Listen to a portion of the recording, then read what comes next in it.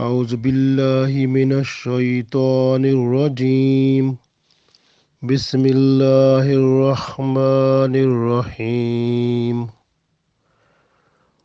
وإذ نجيناكم من آل فرعون يسومونكم سوء العذاب يذبحون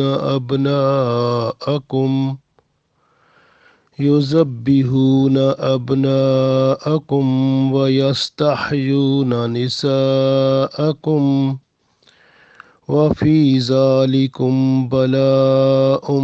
من ربكم عظيم. وإذ فرقنا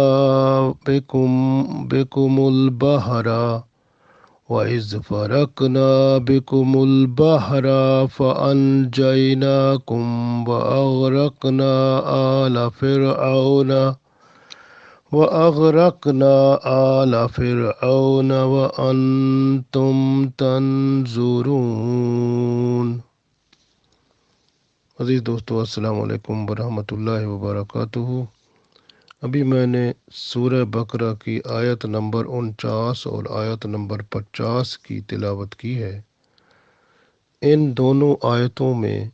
اللہ تعالیٰ نے موسیٰ علیہ السلام، بنی اسرائیل کا واقعہ اور ان کے ساتھ جو ظلم و ستم فرعون اور اس کے ساتھی کرتے تھے، ان کے بچوں کو ذبح کر دیتے تھے، لڑکیوں کو زندہ رکھتے تھے، اور اس کا ذکر اللہ تعالیٰ نے یہاں فرمایا ہے، اور فرعون کے غرق ہونے کا بھی یہاں پر اللہ تعالیٰ نے بتایا ہے. تو ہم اس کو پڑھتے ہیں. اللہ تعالیٰ ارشاد فرماتے ہیں، وَإِذْ نَجَّيْنَاكُمْ، اور از جب، نجیناکم، نجات دی، نا ہم نے، کم تمہیں،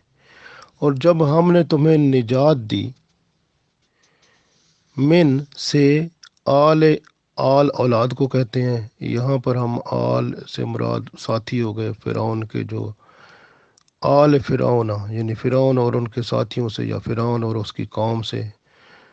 اللہ فرماتا ہے کہ ہم نے تمہیں نجات دی. وَإِذْ نَجَّيْنَاكُمْ مِنْ آلِ فِرْعَوْنَ، اور ہم نے تمہیں فرعون اور اس کے ساتھیوں سے یا اس کی قوم سے نجات دی. یسومونکم، وہ تمہیں پہنچاتے تھے.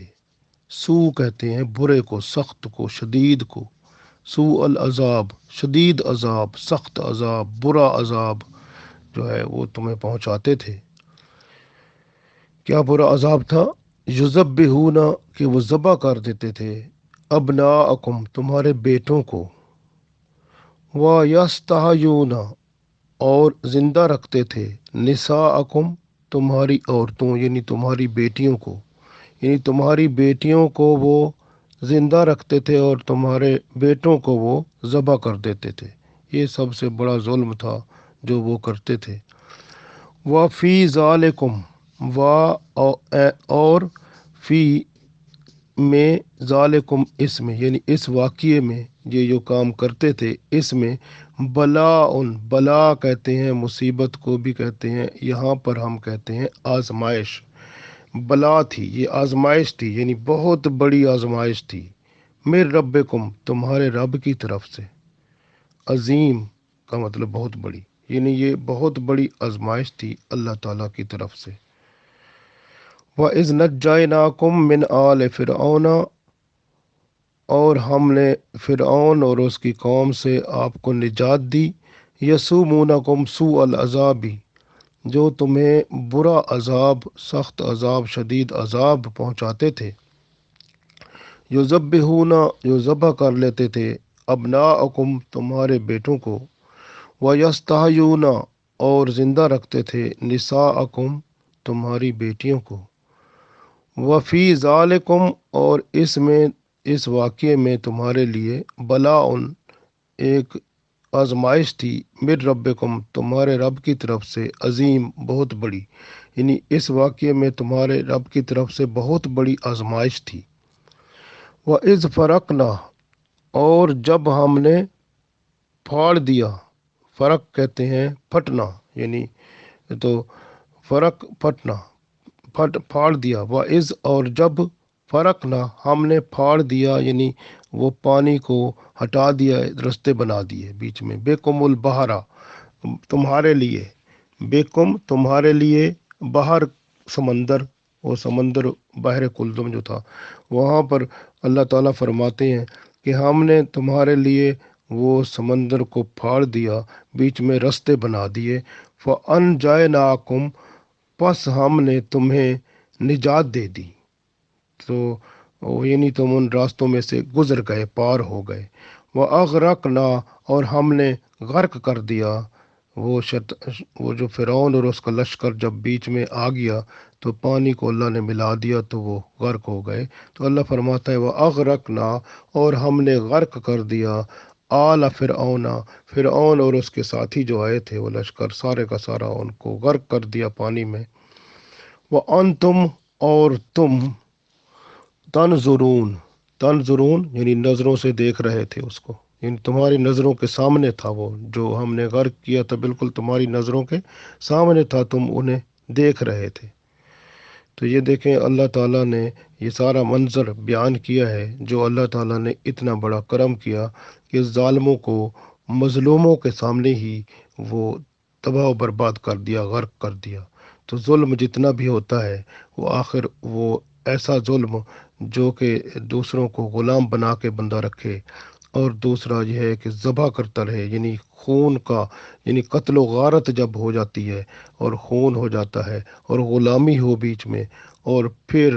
اور زنا اور گناہ، اور جیسے یہ جو لڑکیوں کو زندہ رکھو وہ کس کے لیے کہ وہ ان کی نوکریاں بنیں، ان نوکرانیاں بنیں، ان کی لونڈیاں بنیں، ان سے بے حیائی کریں، گندے کام کریں۔ تو یہ جب ایسی بے حیائیاں، برائیاں اور ظلم اور تباہی بڑھ جاتی ہے تو اللہ تعالیٰ پھر اس کو اسی طرح غرق کرتے ہیں، تباہ کرتے ہیں، یا تو سیلاب آتے ہیں، یا طوفان آتے ہیں، یا زمین سے زلزلے آتے ہیں، یا اس طرح کا معاملہ ہوتا ہے۔ تو یہ اللہ تعالیٰ نے بیان فرما دیا، کیونکہ جو یہ کام ہو گیا ہے، یہ جو قرآن پاک میں جو بیان ہے یہ قیامت تک کے لیے ہے، اور اسی طرح کے واقعات آگے ہوتے رہیں گے۔ رسول اللہ صلی اللہ علیہ وسلم نے فرمایا تھا بنی اسرائیل میں جو کام ہوا ہے وہ میری امت کرے گی، اور جو قرآن میں ہے تو صاف ظاہر ہے وہ قیامت تک ایسے ہوتا رہے گا، اور جو لوگ اتنے ظالم بنیں گے اللہ تعالیٰ اسی طرح ان کو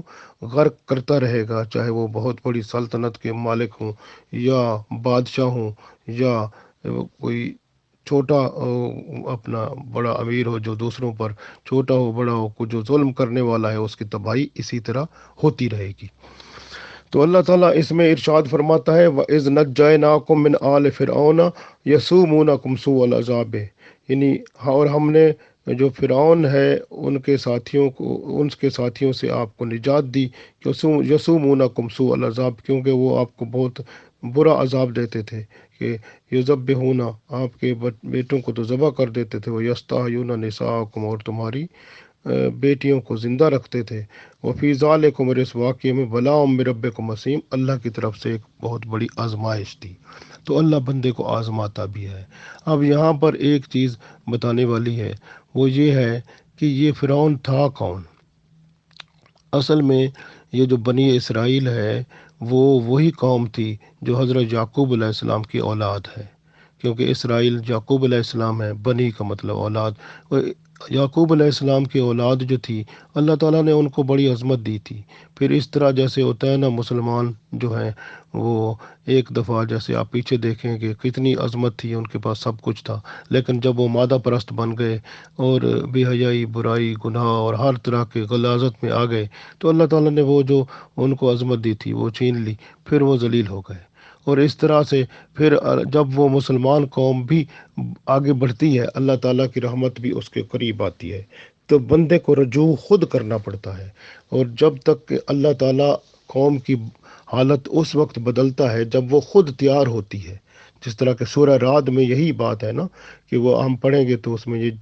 جب قوم مکمل طور پر تیار ہوتی ہے اپنی حالت کے بدلنے کو تو پھر اللہ بدلتا ہے، ورنہ جو ہے نا وہ قوم اسی طرح سے تباہی میں پڑی رہتی ہے۔ تو یہاں پر اللہ تعالیٰ نے یہ بیان فرمایا کہ یہ جو فرعون تھا، اصل میں وہ جو بنی اسرائیل تھے، وہ بھی ایک دفعہ اللہ تعالیٰ نے ان پہ عظمت دی ہوئی تھی، مصر میں ان کا راج تھا، حکومت تھی، بہت کرم تھا اللہ کا۔ اور پھر آہستہ آہستہ جب بھی وہ نفس پرستی اور شیطان کے پیروکار بن گئے، تو پھر آہستہ آہستہ ان کا وہ جو اللہ تعالیٰ نے ترقی دی تھی وہ تنزلی میں وہ گر گئی، تو غلامی تک پہنچ گئے۔ اور وہ جو قبطی قوم تھی اور امالیک قوم تھی، یہ بہت ہی ذلیل قوم تھی، یعنی نیچے گری ہوئی تھی۔ اللہ تعالیٰ نے پھر ان کو اوپر کر دیا۔ یہ قبطی جو قوم تھی یہ غالب کر دیے گئے۔ اب یہ جو قبطی اور امالیک قوم میں سے مصر کا بادشاہ ہوتا تھا۔ اب انہی کی بادشاہی میں جو بادشاہ بنتا تھا اس کو فرعون کہتے تھے۔ اور یہ فرعون جو ہوتا تھا یہ قبطی قوم سے ہوتا تھا یا امالیک قوم سے ہوتا تھا، ان دونوں میں سے ہوتے تھے۔ اور یہ جو بادشاہ ہوتا تھا اس کو فرعون کہتے تھے، مصر کے بادشاہ کو، ایک عام نام تھا۔ تو موسیٰ علیہ السلام کے زمانے میں جو فرعون تھا اس کا نام تھا ولید بن مصعب بن ریان، اور یہ 400 سال سے بھی زیادہ عمر کا ہو کے مرا۔ تو جس کا آپ دیکھتے ہیں کہ یہ وہ پڑا ہوا ہے جسم ادھر، تو یہ جو ہے یہ ایسا آدمی تھا۔ تو اس طرح یہ فرعون جو ہوتے تھے بادشاہ، وہ باری باری جو بھی ہوتے تھے، یعنی جو بادشاہ بنتا تھا نام کچھ اور ہوتا تھا لیکن اس کو فرعون کہا جاتا تھا، ایک جنرل، ایک عام نام دیا جاتا تھا۔ تو آل فرعون سے مراد یہاں پر ہم فرعون کے درباری ہیں، پیروکار ہیں، جو اس کے ساتھی ہیں، وہ سب آل فرعون جو ہے اس کو ہم کہتے ہیں۔ تو یہ عذاب تو سارے برے ہوتے ہیں۔ یہاں پر قرآن پاک میں جو سوء العذاب کا لفظ آیا ہے یہ بہت شدید اور سخت عذاب ہے، جس میں ہم کہتے ہیں نا کہ نسل ہی تباہ کر دینا، یعنی وہ جینوسائیڈ جس کو کہتے ہیں کہ ختم کر دینا، نسل ہی تباہ کر دینا۔ یہ جیسے کہ آپ دیکھیں اس طرح کا عذاب برما میں جو مسلمان کے ساتھ انہوں نے کیا، یا اس طرح کے عذاب، یہ بہت بڑے عذاب ہوتے ہیں۔ تو یہ فرعون جو تھا اس نے تو یہی عذاب کیا نا کہ مسلمانوں کے بچوں کو جو تھا، یہ جو بنی اسرائیل جو تھے ان کے بچے جو تھے ان کو وہ قتل کر دیتا تھا اور بچیوں کو زندہ رکھتا تھا۔ وہ ایسے تھا کہ اصل میں اس نے ایک دفعہ فرعون جو تھا اس نے ایک خواب دیکھا تھا۔ اس نے خواب دیکھا کہ بیت المقدس سے جو ہے نا وہ آگ آتی ہے۔ وہ آگ جو ہے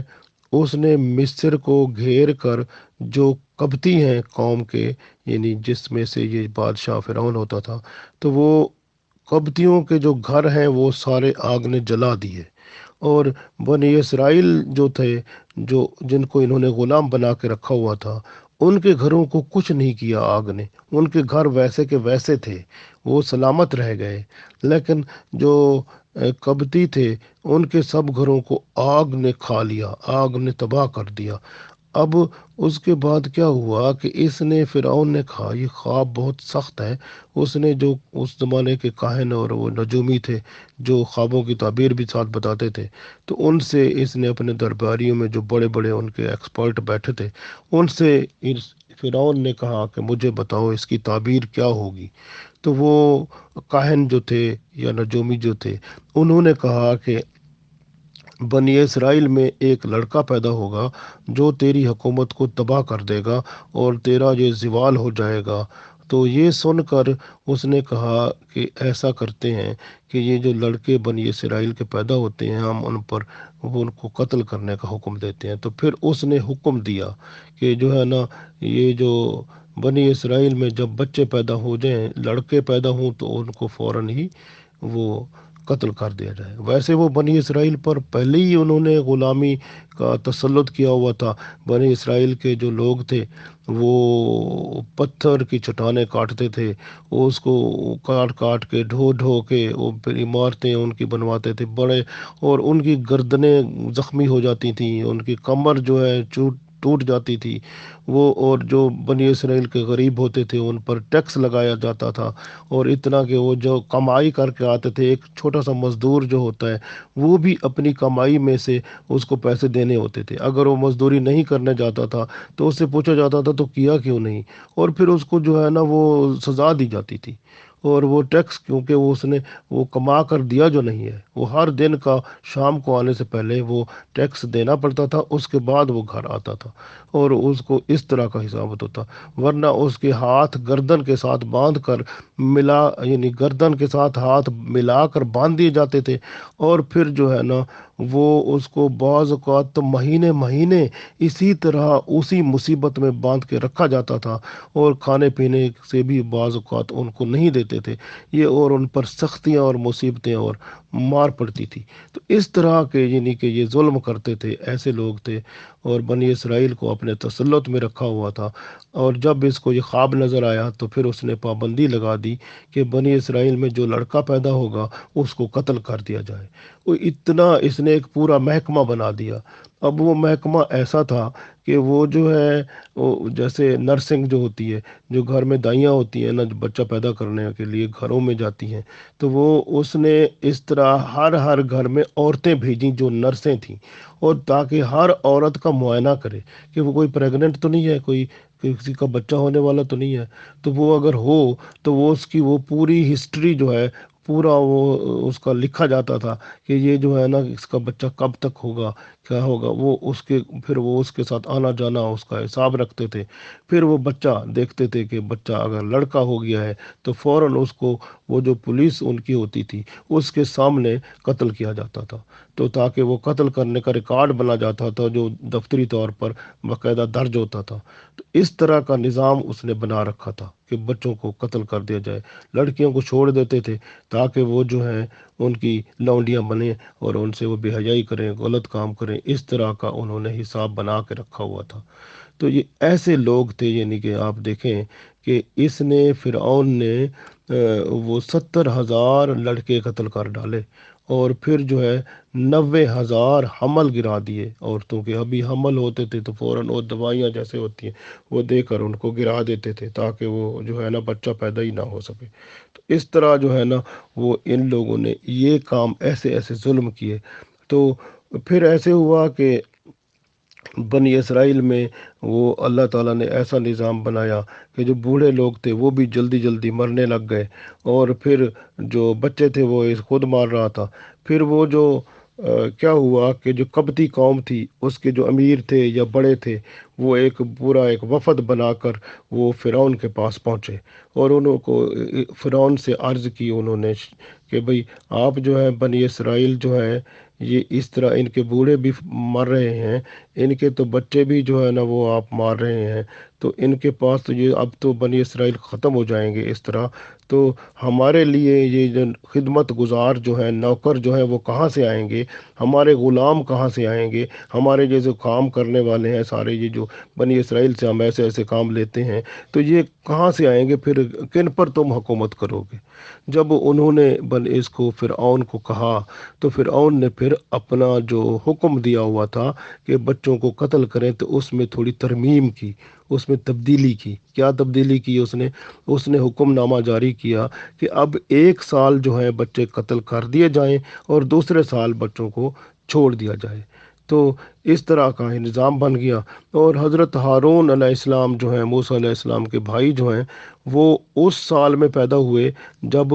بچوں کو قتل نہ کرنے کا حکم تھا، یعنی اب وہ اس لیے جو ہے نا وہ بچے قتل نہ ہوئے اس سال، تو حضرت ہارون علیہ السلام اسی سال ہی پیدا ہوئے۔ لیکن موسیٰ علیہ السلام جس سال پیدا ہوئے تو وہ سال وہ تھا جس سال میں وہ بچوں کو قتل کرنے کا حکم ہوتا تھا۔ تو پھر وہ اللہ تعالیٰ نے ان کے لیے نظام بنایا، تو وہ ان کی امی نے ان کو پھر صندوق میں بند کیا، پھر دریا میں بہا دیا، وہ دریا پھر وہ جو ہے اس کا پانی وہ جو ہے بس وہ سمندر اس کا وہ اس کا فرعون کے محل کے قریب سے گزرتا تھا، تو وہ پھر وہاں سے وہ صندوق جس کے اندر وہ موسیٰ علیہ السلام تھے، وہ حضرت آسیہ نے وہ جو ہے وہاں سے وہ لے لیا، اور وہ بچہ جو تھا موسیٰ علیہ السلام کی پرورش پھر حضرت آسیہ رضی اللہ تعالیٰ عنہا نے کی۔ تو اس طرح یہ سلسلہ جو ہے یہ آگے چلتا ہے۔ یہاں پر اللہ تعالیٰ یہ فرماتے ہیں کہ یہ دیکھیں کہ اس نے فرعون نے وَإِذْ نَجَّيْنَاكُمْ، اللہ فرماتے ہیں کہ ہم نے بہت بڑا احسان کیا یہ تمہیں نجات دی کہ کس چیز سے؟ فرعون، من آل فرعون، و فرعون اور اس کے ساتھیوں سے، یسومونا کہ وہ پہنچاتے تھے، سوء العذاب وہ بہت برا عذاب، سخت عذاب دیتے تھے، یذبحون ابناءکم تمہارے بیٹوں کو تو وہ قتل کر دیتے تھے، ذبح کر دیتے تھے، ویستحیون نساءکم اور تمہاری بیٹیوں کو زندہ رکھتے تھے، وفی ذالکم بلاء من ربکم عظیم اور تمہارے رب کی طرف سے یہ بہت بڑی آزمائش تھی۔ اب دیکھیں نا، یہاں پر ایک چیز ذہن میں رکھنی ہے کہ جب اولاد قتل ہونا شروع ہو جائے، یعنی بچوں کا قتل ہونا شروع ہو جائے تو، اور بچیاں جو ہیں وہ بے حیائی، برائی اور خدمت گزاری اور اس چیز کے لیے استعمال ہونے لگ جائیں، اور یہ دوسرے لفظوں میں یوں سمجھے قتل و غارت عام ہو جائے اور زناکاری، بے حیائی اور اس طرح کی چیزیں عام ہو جائیں، تو پھر اللہ تعالیٰ کا عذاب جو ہے وہ ان کو، ظالموں کو غرق کر کے رکھ دیتا ہے، اور حتیٰ کہ ایسی صورتحال ہوتی ہے کہ وہ جو مظلوم ہوتے ہیں ان کے سامنے ہوتا ہے، جس طرح آگے اللہ تعالیٰ ارشاد فرماتے ہیں کہ وَإِذْ فَرَقْنَا اور ہم نے پھاڑ دیا اور راستے بنا دیے، بِكُمُ الْبَحْرَ وہ سمندر جو تھا اس کو پھاڑ دیا، چیر دیا، اس کے اندر راستے بنا دیے، فَأَنْجَيْنَاكُمْ وہ ہم نے پھر تمہیں نجات دی، وَأَغْرَقْنَا اور ہم نے غرق کر دیا آل فرعون فرعون کی، اور وہ جو فرعون اور اس کے ساتھیوں کو، وَأَنْتُمْ تَنْظُرُونَ اور تم دیکھ تو رہے تھے، تمہاری نظروں کے سامنے تھا۔ تو پھر عذاب اللہ کا ایسے ہوتا ہے، بندوں کے جو مظلوم ہوتے ہیں ان کے سامنے ہی اللہ تعالیٰ ظالموں کو ایسی عبرت ناک سزائیں دیتا ہے یا عذاب دیتا ہے، تو مظلوم اس کو دیکھتے ہیں، تو یہی دنیا میں ہی ایسا ہو جاتا ہے۔ تو اس لیے ظلم جو ہے وہ ہمیشہ، ظلم جو ہوتا ہے جتنا بھی آگے ہوتا جائے آخر اس کو گرنا ہوتا ہے، ظالم کو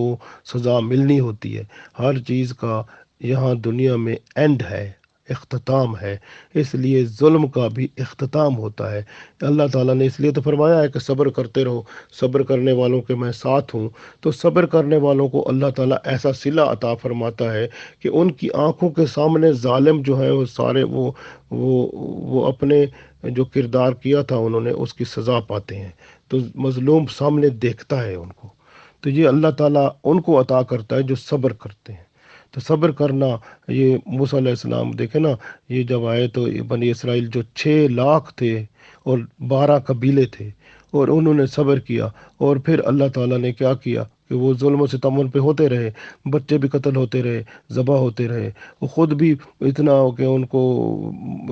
صبح سے لے کر شام تک کتنے خدمت گزاری میں کتنے سخت سخت کام کراتے تھے، کتنی تکلیفیں اور مار دیتے تھے، پھر بھی وہ جو ہیں وہ خدمت کرتے رہے اور صبر سے کام کرتے رہے، تو اللہ تعالیٰ نے صبر کا ایسا ان کو پھل دیا کہ آنکھوں کے سامنے انہوں نے ظالموں کو ڈوبتے ہوئے دیکھا، مرتے ہوئے دیکھا۔ وہ جو وہ تھا سمندر تھا، جو اس کے اندر جب وہ ڈوب رہے تھے، جب وہ، تو ان کی جو لاشیں تھیں نا وہ اوپر آ رہی تھی، تیر تیر کے، تیر تیر کے اوپر آ رہی تھی، ہر بندے کی پہچان ہوتی تھی، یہ فلاں مر رہا ہے، یہ فلاں غرق ہو رہا ہے، اور سب دیکھ رہے تھے، ان کے سامنے تھا۔ دیکھیں نا، اللہ تعالیٰ کا نظام ایسا ہے، تو اس لیے جو ہے نا اللہ تعالیٰ نے کھول کے بیان فرما دیا، حتیٰ کہ وہ جو سمندر کے اندر جو راستے بنائے تھے، جب موسیٰ علیہ السلام کو اللہ تعالیٰ نے،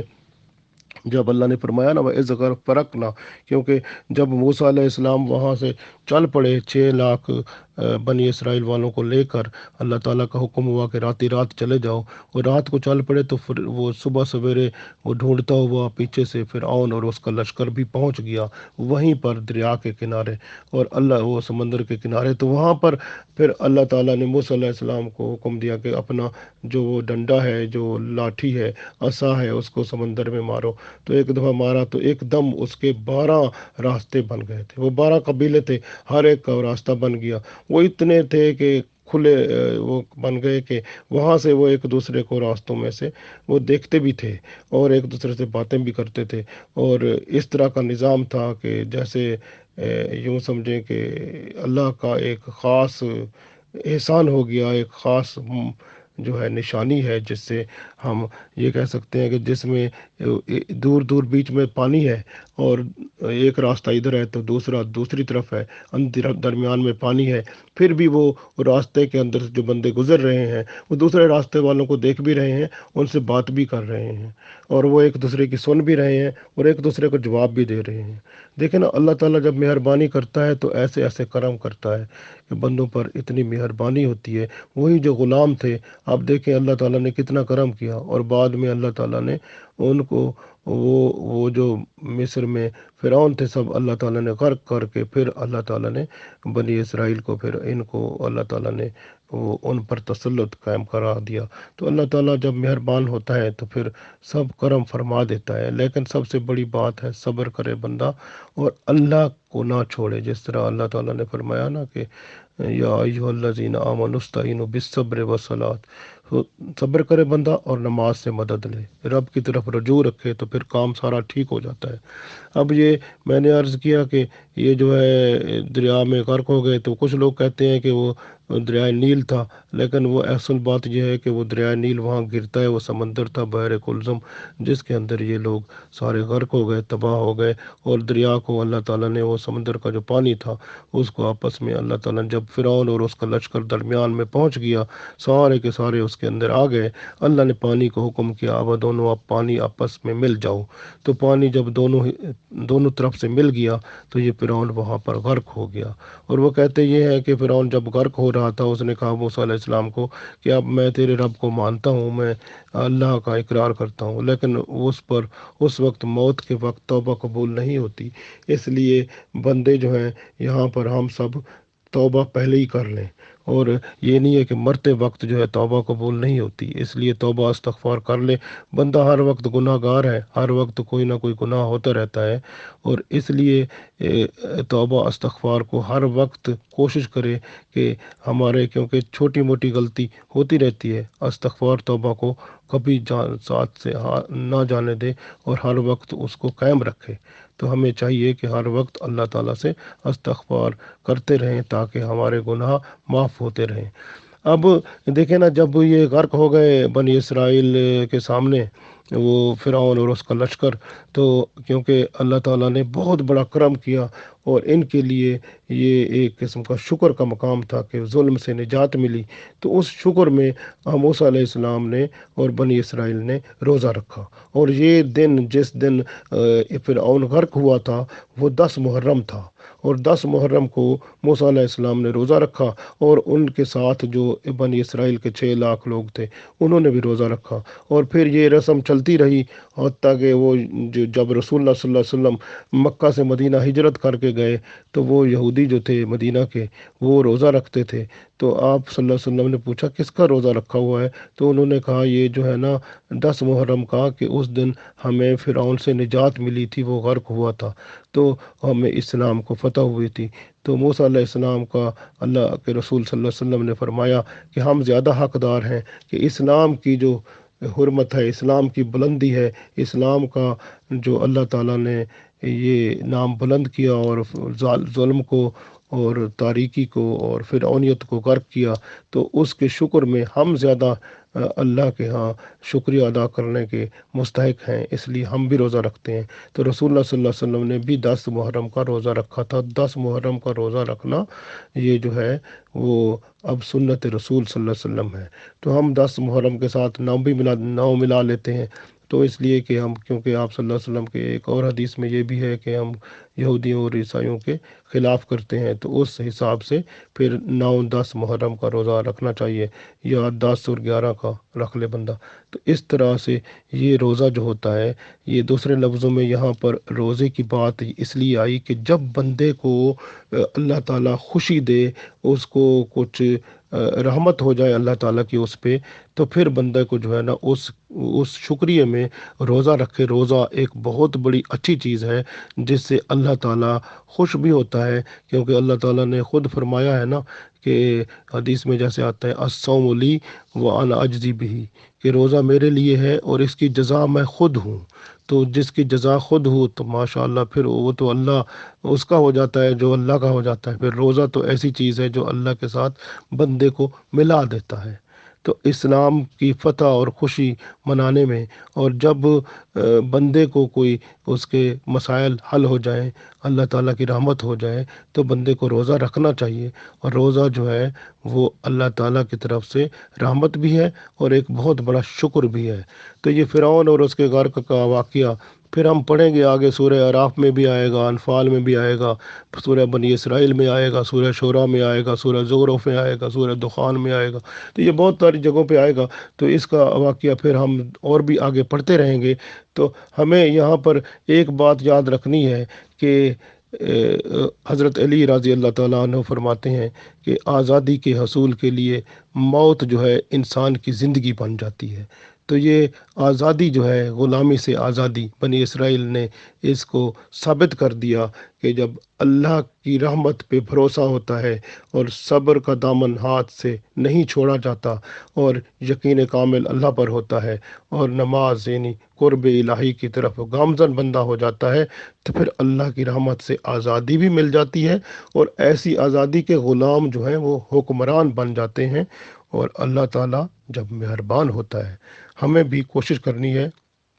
کہ اپنے اعمال کی اصلاح کریں، اپنے آپ کو بہتر کریں، جہاں غلطی ہو وہاں پر اس کو دوبارہ غلطی نہ کریں، بلکہ توبہ استغفار کریں، اللہ کی طرف رجوع کریں اور معافی مانگیں، اور جہاں بھی ممکن ہو سکے دوسروں کو ضرور تلقین کریں کہ وہ بھی سیدھے راستے پر آئیں۔ اگر ہم تھوڑے اچھے ہو گئے ہیں تو یہ اچھائی جو روشنی ہے اس کو آگے پہنچائیں، تاکہ پورا محلہ روشن ہو، پھر پورا شہر روشن ہو، پھر پورا ملک روشن ہو، پھر پوری دنیا روشن ہو جائے۔ اللہ ہمیں توفیق دے، آمین۔